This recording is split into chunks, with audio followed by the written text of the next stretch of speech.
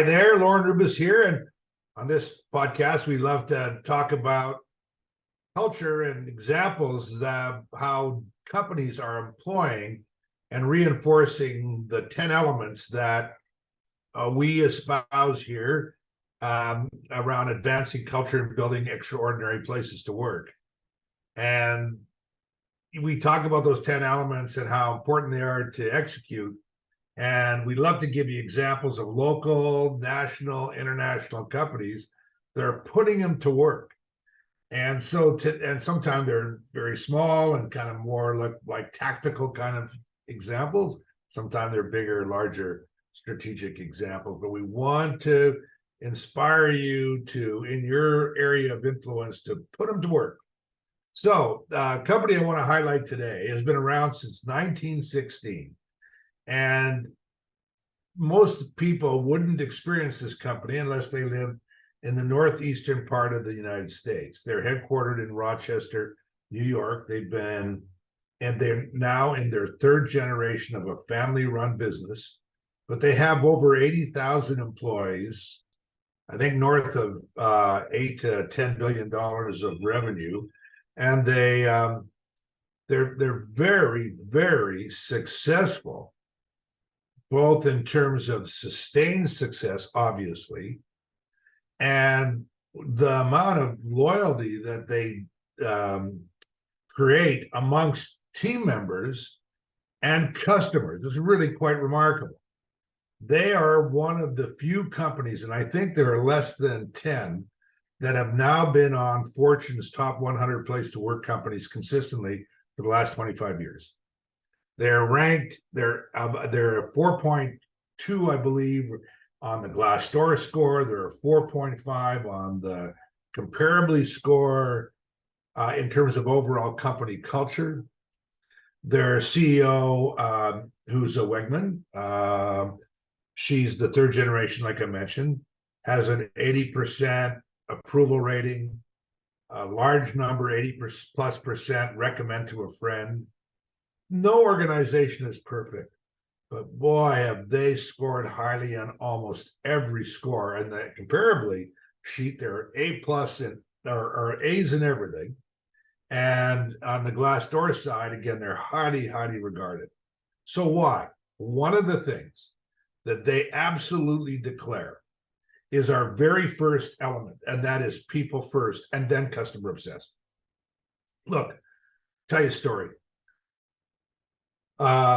In Buffalo this last year, miserable weather year in terms of snow, it was a stated fact in Buffalo that people who were depressed and frustrated with this long and tiresome winter, one way to cheer up is they would purposely go to Wegmans. So, how many of you say, you know what, I'm having a lousy day, I think I'll go to my grocery store to cheer up? Well, that's exactly the kind of reputation that they have. They commit to developing people at every level. 95% of people in senior management jobs there started at the frontline positions, packing bags or stocking shelves, and they develop them. They have a very intentional leadership development program. So talk about great, not perfect leadership. There's deep investment in it. From a growth and disruptive mindset point of view, they have over the last time I saw the data, and I'm sure it's more than that, $5 million that they dedicate just for people for tuition reimbursement so they can go on and continue to develop themselves. They have they do things like they pay double time on Sunday because they know it's a family day. And when you're working on that day and you've got to work that shift, you ought to be recognized and compensated more for it. They have, on the values that they're very explicit about, here's one of the things on peer-to-peer power that we need to reinforce, and I think is underappreciated in organizations. 40% of the respondents on their companies say that one of the reasons they stay and love to work at Wegmans, besides the mission and the vision and the winning strategy, is because of their colleagues. So it ranks equally to your boss. The old story was that you come and you stay in an organization or leave because of your boss. Now it's a blend. It's your boss, that's still important. The purpose and values of the company that are real and there's high integrity. But rising up there in equal kind of stature, the third leg of this, is your colleagues, your teammates. You want to show up because of who you work with. Your friends are there.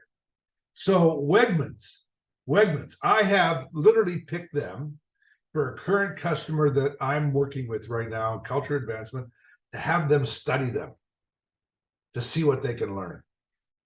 And that's what we want to do here in this video. We want to inspire you to look at these companies. You know, again, they're not perfect, but boy, are they consistently good. And we're going to share those examples with you. Go find out more about Wegmans. Then I compete with Trader Joe's and Whole Foods. But you know, their customers, I believe this data is correct, they spend about 40% more at the till than their competitors. Why? Because Wegmans figured it out. 3 generations in, people first, completely dedicated to giving their customers a phenomenal experience.